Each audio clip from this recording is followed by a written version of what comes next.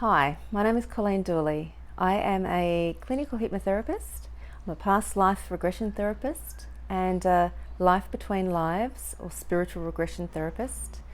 And I'm going to be doing a session on Zoom for somebody because of this pandemic, really. I'd normally do face-to-face sessions. However, we work energetically, so it will be as effective via Zoom. And I just wanted to be able to show you the power of these sessions and what people can access when they go into not only their subconscious but their superconscious mind, and in some cases being able to access the collective unconscious.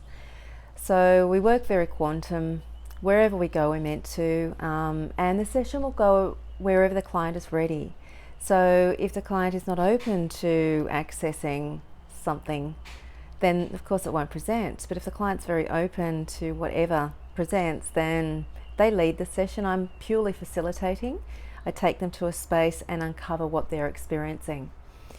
So the typical approach to a between life session is to take somebody back under hypnosis so that they're accessing more than just their conscious thinking mind. They're actually delving into the archives held within our energy fields. So the subconscious, the superconscious and collective unconscious is energetic memory that's held within us, and the experiences are all available to us the deeper we go within ourselves. And as I said, I facilitate and just question. That's my role, to assist the client to make sense of what they're experiencing. And it's through me asking questions that the client answers, and as they're answering, they're hearing and feeling the truth their own experience is presenting for them. And it's just amazing for both the client and me what they access in the way of their wisdom. So when I go through this session, I'm going to be editing the long pauses and a lot of the process. But what I do is take somebody back through some childhood memories where they are reconnecting, not just through memory. We can often remember really early childhood memories, but it's usually from a place of the head rather than a full experience of all the feelings associated with that memory. And that can happen just spontaneously when you hear a song or smell a smell, or something may trigger that and you really feel like you project it back in time. That's kind of the experience that I'll offer a client in taking them into that, because they're slowly accessing energetically what is held in those, all the senses. And some people hold memories more in a visual, others more in an auditory, others more feeling sense or kinesthetically. Sometimes they're a combination, and that's what I'm exploring with the client, how they hold their memory. So as we go back through childhood, we then go back to the womb. So the mind's already started to warm up to the experience of reconnecting to memory. And once they get to the womb, there's very little there to tap into except feeling. So it's a really strong kinesthetic experience where the client is feeling a lot. And that's a great preparation for where we're going, because we're relying beyond that on purely energy. We don't have this body in those experiences. So we're relying on feeling energetically the experience of other times, other places, and other realms of ourself. So once we explore the womb, we can then just bridge back to a past life experience. So the mind will take us to, according to your intention, the client's intention, to a relevant lifetime for the client to reconnect to and explore.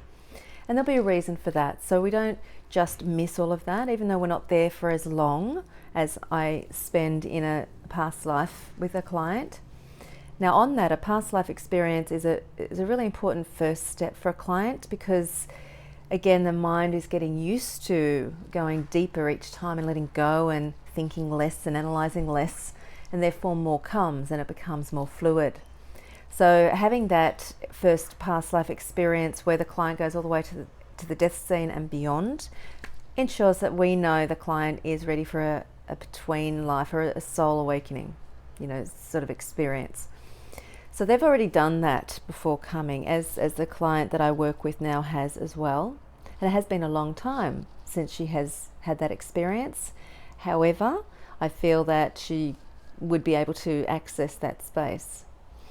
So once we go through a lifetime, a past life, again, the important part of this experience is the end of that incarnation. So the death scene where the soul just naturally releases and returns home. So that in the death scene, the soul leaves that body because it's the energy, the life force, and just naturally returns home. That's where a between life or a soul awakening journey really begins. And that's where I'll explore what's happening for the client and draw out their experience. And you'll see me asking a lot of questions, and the client's doing most of the talking. They're telling me their experience. I'm just sort of asking whatever relevant questions seem to be there. And I put my curiosity hat on, I put my explorer hat on, and whatever the client has experienced, I'm drawing out. And then we just allow it to unfold. Within this session, I ask the client to bring a list of questions that they would like answers to. And in this session, we'll be focused on what's going on right now. That's the client's intention. They want to find out what on earth is going on the planet at this time. So that's our intention already. And when you set an intention, energetically, we start moving toward that. So that's already in process, let alone when we start the session and we set that combined intention together. Then the rest is energetic.